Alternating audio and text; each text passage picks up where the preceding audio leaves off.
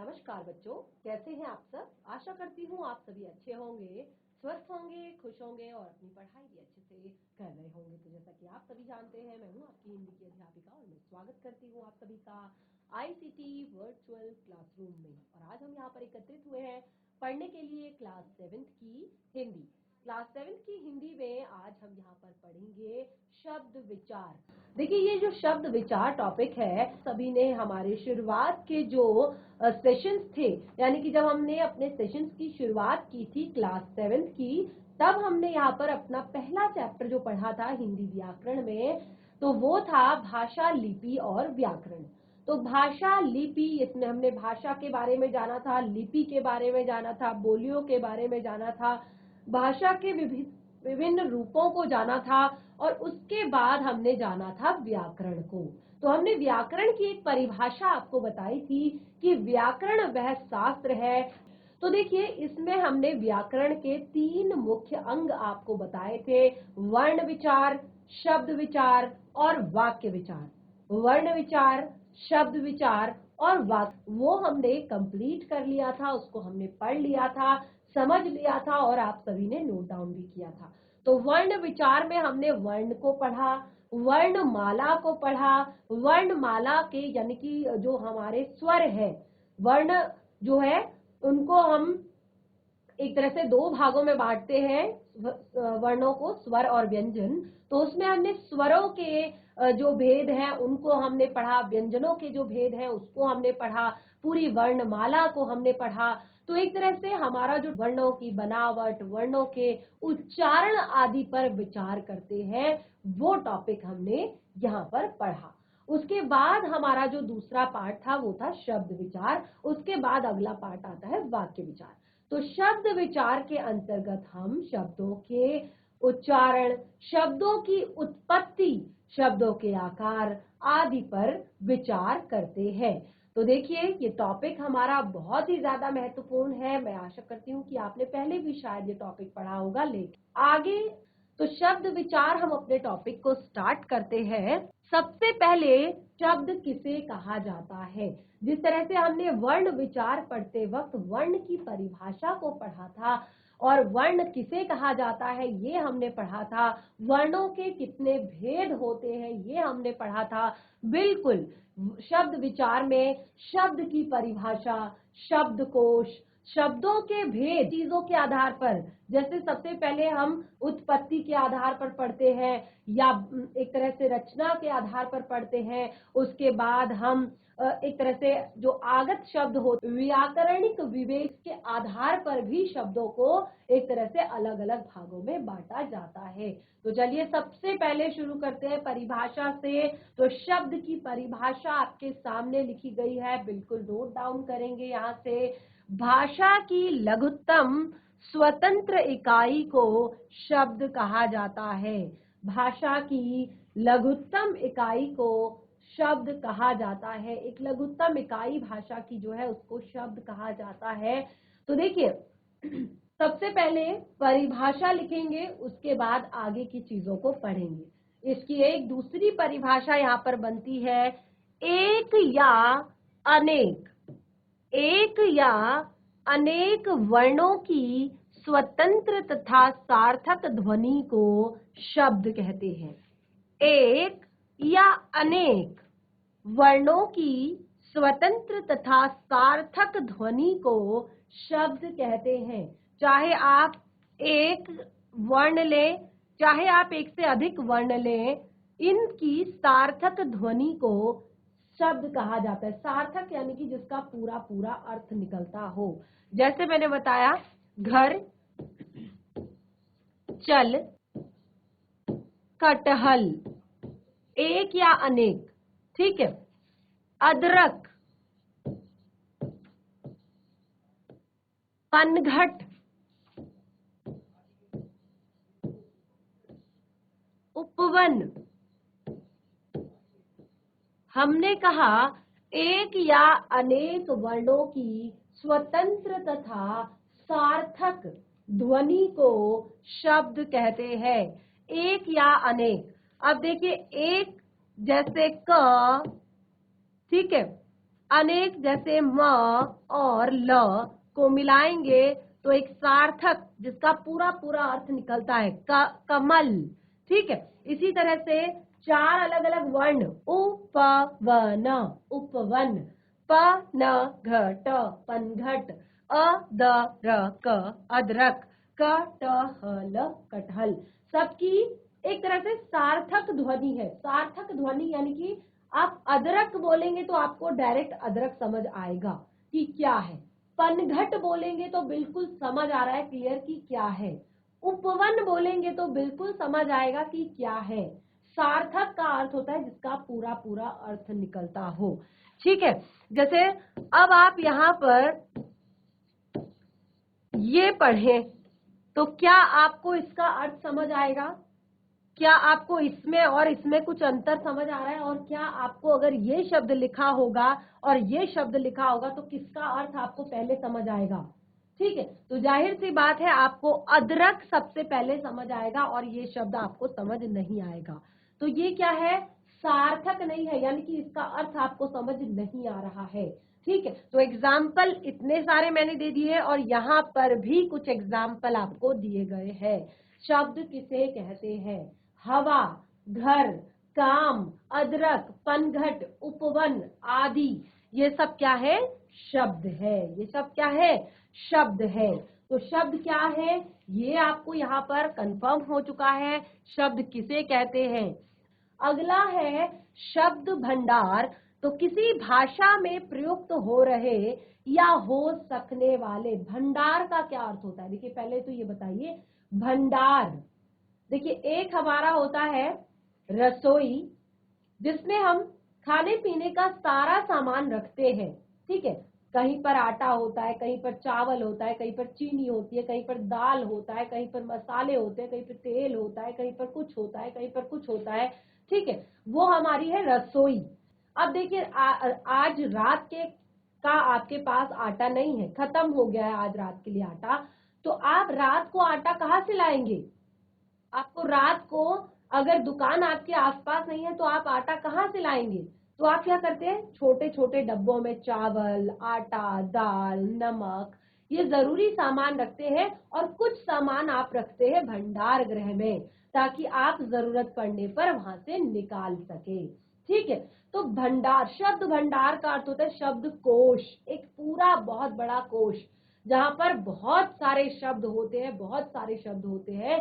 तो शब्द भंडार किसे कहा जाता है? देखिए किसी भाषा में प्रयुक्त। अब देखिए यहाँ पर हमने किसी एक भाषा का नाम नहीं लिया है, किसी भी भाषा को स्पेसिफिक तरीके से नहीं बताया है कि ये कौन सी भाषा की, ये लैंग्वेज की बात हो रही है और हिंदी एक भाषा है, हिंदी एक लैंग्वेज है। तो किसी भी भाषा में प्रयुक्त हो रहे या हो सकने वाले, एक तो जो प्रयुक्त हो रहे हैं और एक जो हो सकते हैं शब्द जो वहां पर खप सकते हैं, प्रयुक्त हो सकते हैं।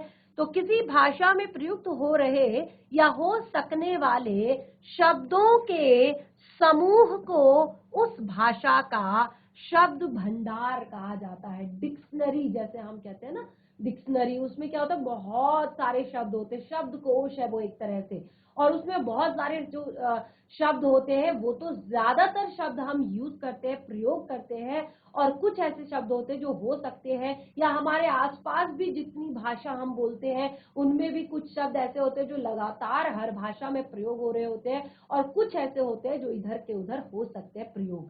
ठीक है, तो किसी भाषा में प्रयुक्त हो रहे या हो सकने वाले सभी शब्दों को उस भाषा का शब्द भंडार कहते हैं।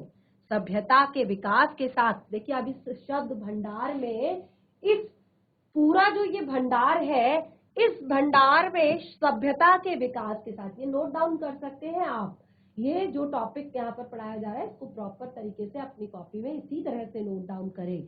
सभ्यता के विकास के साथ, यानी सभ्यता का विकास अर्थात जब टाइम हमारा बदलता जाता है सभ्यता का विकास होता जाता है। देखिए एक था आपके दादा दादी का टाइम, यानी कि जो आपके परदादा परदादी का टाइम था।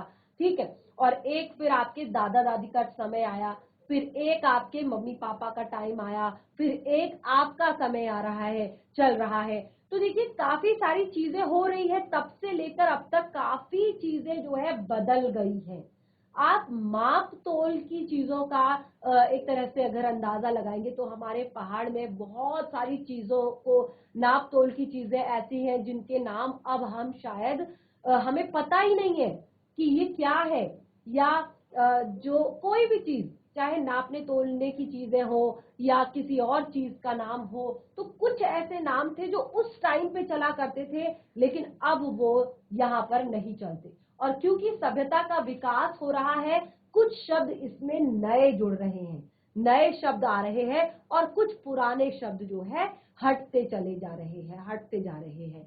तो इस तरह से जैसे यहाँ पर मैंने आपको बताया सबसे मेन चीज कि नाप तोल वाली जो चीजें हैं, आप अपने नानी से, अपनी दादी से, जो या आपके गांव के बहुत बड़े बड़े बुजुर्ग हैं, बहुत ज्यादा बुजुर्ग हैं जो 80-90 साल के हैं, 80 साल के भी अगर वो है, अगर वो अच्छे से बातचीत कर सकते हैं तो आप उनके साथ बैठिए, उनके साथ बैठिए और उनसे उस समय की जो भाषा में कुछ जरूरी बातें जो यूज की जाती थी, प्रयोग की जाती थी, उस विषय में पूछे कि उस टाइम पे जो माप तोल की चीजें होती थी उनको कैसे मापा जाता था, कैसे तोला जाता था, ये चीज जरूर आप पूछे।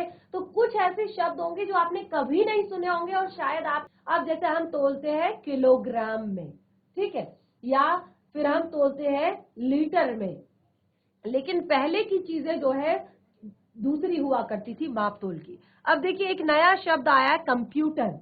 तो पहले के टाइम पे शायद आपके जो परदादा परदादी है उन्होंने तो कभी ये शब्द शायद सुना भी नहीं होगा, ठीक है। अभी देखिए स्मार्टफोन, ये शब्द भी काफी ज्यादा पुराना नहीं है, अभी बिल्कुल रिसेंट नया है, ठीक है। मोबाइल बहुत ज्यादा पुराना नहीं है, बिल्कुल नया शब्द है। तो क्योंकि ये भी आपके जो दूर सुदूर के परदादा दादी जो बहुत बुजुर्ग लोग हैं, अब जाकर उन्हें ये सारी चीजें पता चल रही है, पहले बिल्कुल भी ये सारी चीजें नहीं थी, ठीक है। तो कंप्यूटर की बात अगर हम करें तो पहले जो गणना करने के लिए, कैलकुलेशन के लिए बहुत अलग अलग चीजें हुआ करती थी, लेकिन अब जो है कंप्यूटर जो गणना करता है वो क्या हो जाती है, सेकंड्स में हो जाती है, ठीक है।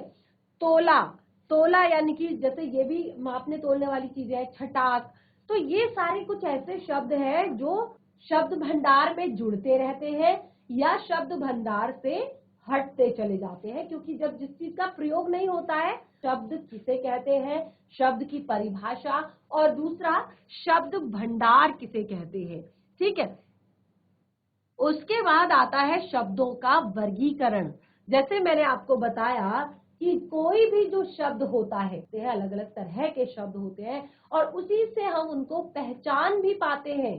तो यहाँ पर शब्दों का वर्गीकरण किया, यानी कि शब्दों को बांटा गया है उनकी पहचान के लिए, शब्दों को बांटा गया है उनकी पहचान के लिए कि हाँ ये वाला शब्द है तो इसे ये कहा जाएगा, ये वाला शब्द है तो इसे ये कहा जाएगा, ये वाला शब्द है तो इसे ये कहा जाएगा, ये वाला शब्द है तो इसे ये कहा जाएगा। ये पहचान के लिए हम क्या करते हैं, शब्दों को। अब देखिए एक शब्द भंडार है, ठीक है, उसमें हम क्या करते हैं, जो आपके अर्थ जिनके एक जैसे अर्थ निकलते हैं। अब देखिए आप यहाँ पर पहला वर्गीकरण जो हमने किया है वो अर्थ की दृष्टि से किया है। पहला वर्गीकरण हमारा है अर्थ की दृष्टि से, अर्थ की दृष्टि से। अब देखिए वाक्यों का जो, शब्दों का जो मीनिंग निकलता है, अर्थ निकलता है, उसकी दृष्टि से हमने पहला वर्गीकरण किया है। तो इस वर्गीकरण में 4 तरह के शब्द होते हैं। अर्थ की दृष्टि से जो शब्दों का वर्गीकरण हमने किया है, इसमें 4 तरह के शब्द होते हैं। पहला शब्द, अभी यहाँ पर आप केवल मोटे तौर पर देख लीजिए, फिर मैं प्रॉपर तरीके से आपको ये सब नोट करवाऊंगी। ये सब नोट करेंगे हम अपनी नोटबुक में। अभी आप ऐसे ही अपनी रफ नोटबुक में इसको उतार सकते हैं, याद करने के पर्पज से आप बिल्कुल एज इट इज इसको अपनी रफ नोटबुक में नोट डाउन कर सकते हैं।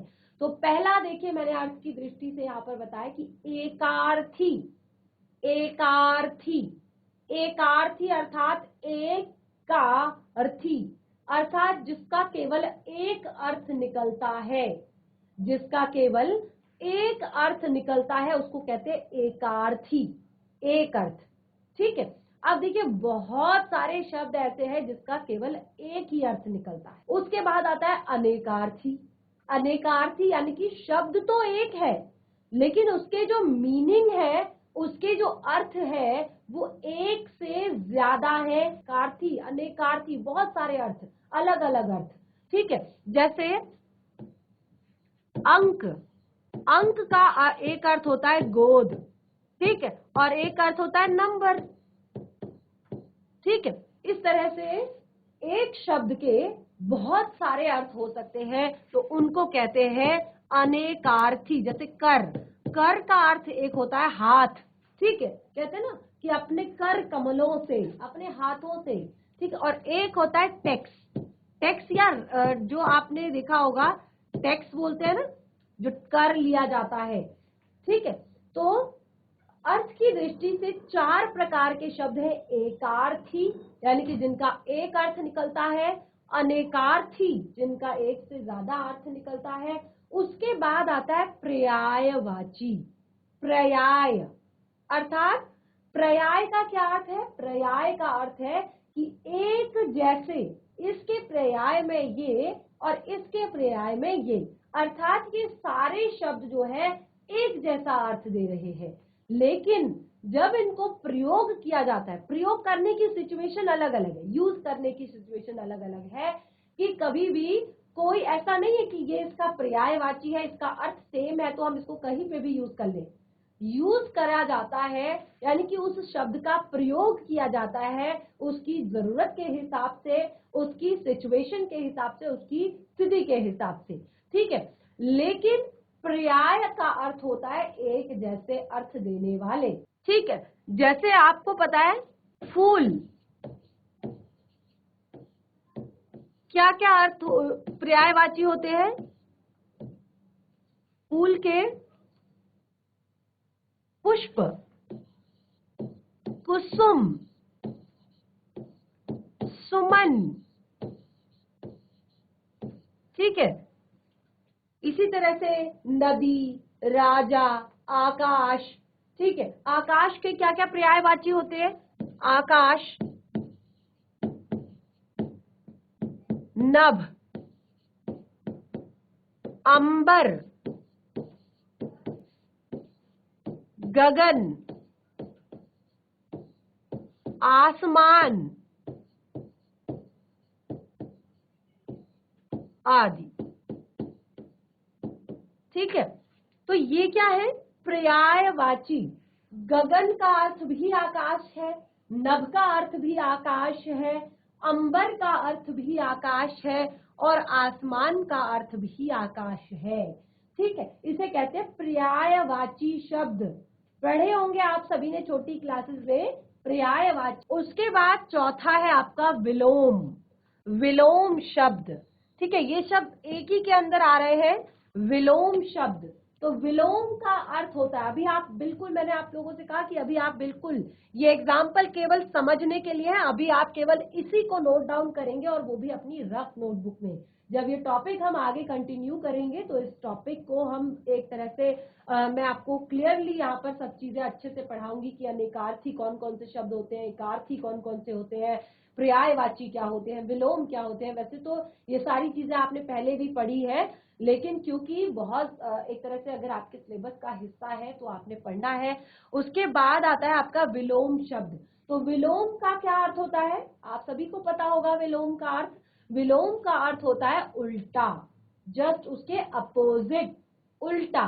ठीक है, तो ये तो हम छोटी क्लासेस में भी पढ़ते हैं, इंग्लिश में भी पढ़ते हैं, हिंदी में भी पढ़ते हैं। जैसे हम कहते हैं दिन, तो दिन का क्या अर्थ होता है? रात। ठीक है, दिन का अर्थ होता है रात, सुबह का शाम। ठीक है, दुख का सुख। ठीक है, हंसना, रोना, गरीब, अमीर, अपना, पराया। ठीक है, बिल्कुल उसके जस्ट अपोजिट, माता, पिता। तो विलोम शब्द जो उल्टा अर्थ देते हैं उन्हें कहते हैं विलोम। अर्थ की दृष्टि से ही हम यहाँ पर एक तरह से शब्दों को आपके साथ डिस्कस कर रहे हैं। तो अर्थ की दृष्टि से चार प्रकार के एकार्थी, अर्थात जो एक अर्थ देते हैं, अनेकार्थी अर्थात जो एक से अधिक अर्थ देते हैं, पर्यायवाची अर्थात जो एक जैसा अर्थ देते हैं, विलोम अर्थात जो उल्टा अर्थ देते हैं। तो अर्थ की दृष्टि से हमने यहाँ पर जो शब्द है उनको 4 तरीके से वर्गीकृत किया है, 4 भागों में हमने बांटा है। उसके बाद आता है प्रयोग की दृष्टि से। प्रयोग की दृष्टि से जो आपके शब्द होते हैं वो 2 तरह के होते हैं, सामान्य शब्द और कुछ तकनीकी शब्द, तो और कुछ अर्ध तकनीकी शब्द। ठीक है, सामान्य शब्द, तकनीकी शब्द और अर्ध तकनीकी शब्द। ठीक है, उसके बाद अगला देखिए स्रोत, और इसको आप उत्पत्ति भी लिख सकते हैं। तो जैसे मैंने आपको बताया, अभी तो आप इसको as it is note down कीजिए, जब टॉपिक आगे कंटिन्यू किया जाएगा तो प्रॉपर एक एक हेडिंग को यहाँ पर क्लियर करूंगी। उस टाइम पे इसको आप इतिहास की जगह पर आप अगर उत्पत्ति यहाँ पर लिखेंगे तो वो ज्यादा बेटर रहेगा। उत्पत्ति अर्थात ये शब्द आया कहाँ से है, इस शब्द की उत्पत्ति कहाँ से हुई। देखिए स्रोत का अर्थ यही होता है, कहते हैं ना जल स्रोत है, ये यहाँ से पानी निकल रहा है, ये जल स्रोत है। ठीक है, जल स्रोत यानी कि वहां से पानी निकल रहा है। ऐसी शब्दों का स्रोत, उत्पत्ति कहाँ से हुई है इनकी, तो अलग अलग जगहों से इसके आधार पर भी हमने शब्दों को 4 भागों में बांटा है। उत्पत्ति की दृष्टि से भी हमने शब्दों को 4 भागों में बांटा है। और जैसे अब देखिए इतिहास क्यों कहा है इसे, क्योंकि उत्पत्ति आज तो नहीं हुई है, बहुत पहले हो चुकी है। तो हमारे लिए एक इतिहास है इसको भी पढ़ना, कि हम शब्दों की उत्पत्ति के बारे में पढ़ें, शब्दों के इतिहास को जाने। ठीक है, तो इसीलिए यहाँ पर इतिहास भी लिखा है, लेकिन उत्पत्ति भी आप यहाँ पर जरूर लिखेंगे। स्रोत या उत्पत्ति या इतिहास की दृष्टि से 4 प्रकार के, तत्सम, तत्भव, देसी और विदेशी।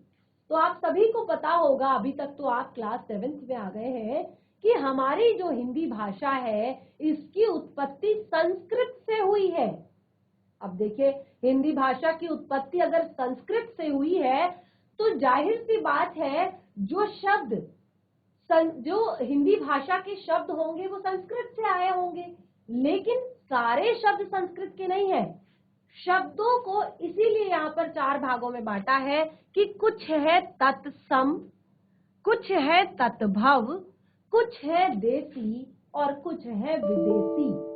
तो यहाँ पर जैसे मैंने आपको बताया कि हमारी हिंदी भाषा जो है इसकी उत्पत्ति संस्कृत से हुई है, तो पहला आप यहाँ पर पाठ देखेंगे तत्सम। तत् अर्थात उसके, सम अर्थात समान, तत् अर्थात उसके, सम अर्थात समान। तो जो शब्द संस्कृत भाषा से हिंदी भाषा में बिल्कुल एज इट इज आ जाते हैं, बिल्कुल ऐसे के ऐसे ही प्रयोग कर दिए जाते हैं, उनको कहते हैं। ठीक है, जैसे शब्द है अश्व, अश्व किसे कहते हैं, अश्व सुना होगा आप सभी ने, अश्व। ठीक है, एक होता है ग्रह, ठीक है, एक होता है दुग्ध, ये सारे शब्द सुने होंगे आपने जरूर। तो अश्व का अर्थ होता है घोड़ा। क्या होता है अश्व का अर्थ, घोड़ा। ग्रह का क्या अर्थ होता है, घर। दुग्ध का क्या अर्थ होता है, दूध। तो अब यहाँ पर मैंने पहला शब्द बताया अश्व, दूसरा शब्द बताया ग्रह और तीसरा शब्द बताया दुग्ध। तो मैंने कहा तत्सम। अब देखिए हिंदी भाषा की उत्पत्ति अगर संस्कृत से हुई है तो यानी कि ज्यादातर शब्द जो है उसमें संस्कृत से आए हैं। तो जिनको हम संस्कृत से लाकर एज इट इज हिंदी में प्रयोग कर देते हैं, अश्व शब्द को भी हम हिंदी में यूज करते हैं, दुग्ध भी हम हिंदी में बोलते हैं, ग्रह भी हम हिंदी में बोलते हैं। तो ये सारे शब्द संस्कृत के हैं। और कैसे हैं, बिल्कुल हमने इनमें कोई चेंज नहीं किया है, इनको हमने ऐसे का ऐसा हिंदी में प्रयोग कर दिया है। एक और शब्द यहाँ पर बताऊंगी, सर्प। ठीक है, सर्प को हम हिंदी में बोलते हैं सांप। ठीक है, तो सर्प शब्द भी आपका क्या है, तत्सम, उसके समान। ठीक है, अश्व, ग्रह, सर्प, दुग्ध, ये सब तत्सम शब्द है, यानी कि जिनको हिंदी में हमने संस्कृत के तौर, यानी कि हमने संस्कृत के शब्दों में हिंदी हिंदी में लिख दिया है और बिल्कुल हम उसको वैसे ही पढ़ते हैं, कुछ भी चेंज नहीं किया है। लेकिन इन्हीं का जो अर्थ है आप देख सकते हैं, जैसे घोड़ा, घोड़ा क्या है, हिंदी का शब्द है, तो इसको कहते हैं तत्भव। तत्भव अर्थात उससे उत्पन्न हुआ, तत्भव। घर, दूध, सांप, ये सारे शब्द है तत्भव, जो उत्पन्न हुए हैं किससे, संस्कृत भाषा से हिंदी में, तो इनको कहते हैं तत्भव। उसके बाद देसी शब्द, विदेशी शब्द। अब देसी क्या होते हैं, देसी यानी कि जो हम अपने आसपास अपने देश में ही, क्योंकि हमारा देश जो है आप सभी को पता है बहुत एक तरह से बड़ा है और बहुत सारी भाषाएं यहाँ पर बोली जाती है। और मैंने शुरुआत में ही बताया था कि यहाँ पर लगभग 22 भाषाओं को तो मान्यता प्राप्त है, यानी कि 22 भाषाएं जो है वो अपनी भाषा में साहित्य की रचना कर सकती है, वो लिख सकती है, पढ़ सकती है। और सोचिए उसके बावजूद भी कितनी सारी भाषाएं हैं जिनको अभी तक मान्यता प्राप्त नहीं है, या जिनमें एक तरह से लिखा जा सकता है, जिनको बोला जाता है। तो इन्हीं सबको मिक्स करके, यानी कि कुछ पंजाबी भाषा से ले ली, कुछ पहाड़ी भाषा से ले ली, कुछ गुजराती से ले लिया, कुछ महाराष्ट्रियन से ले लिया, कुछ तेलुगु से ले लिया, कुछ तमिल से ले, तो इन सबके कुछ कुछ शब्द जब हिंदी में हम प्रयोग करने लग जाते हैं और फिर हम उनको अलग नहीं समझते, हिंदी ही समझकर बोलते हैं, तो वो हमारे देसी शब्द कहलाते हैं। कुछ होते हैं विदेशी शब्द। विदेशी शब्दों में आते हैं आपके जो अंग्रेजी के शब्द हो गए, उर्दू के शब्द हो गए, फारसी के शब्द हो गए, ठीक है, और चीनी शब्द हो गए। तो ये बहुत सारे ऐसे शब्द हैं जो विदेशी भाषाओं से भी हमारे देश में आए हुए हैं। तो इस तरह से हमने यहाँ पर आज बहुत ही महत्वपूर्ण टॉपिक अपना स्टार्ट किया है, शब्द विचार। और मैं आशा करती हूँ कि जितना हमने यहाँ पर डिस्कस किया वो आप सभी को समझ आया होगा। बाकी आगे कंटिन्यू करेंगे अपने टॉपिक को नेक्स्ट सेशन में। आज जो भी पढ़ाया है उसको घर पर रिवाइज करें। तब तक के लिए धन्यवाद। आपका दिन शुभ हो।